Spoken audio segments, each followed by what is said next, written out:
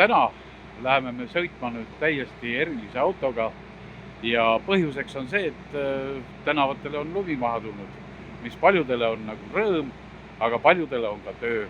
Sattume sõitma päeval, mil lumi küll maas, aga plusskraadid rõõmustavad lumememme ehitajaid ning tundub justkui sahamehel polekski muud teha, kui oodata lume sulamist.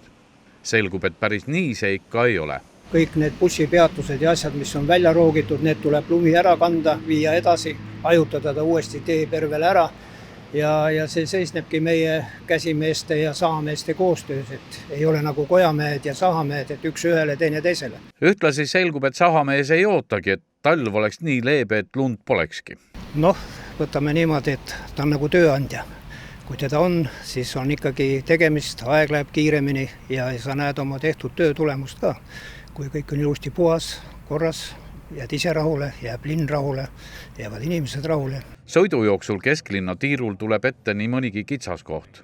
Kas on tee ehitatud nii kitsaks, et on vaja sahka liigutada teise asendisse või tuleb mõne teeservast kaugemale parkinud auto pärast jõnks sisse teha?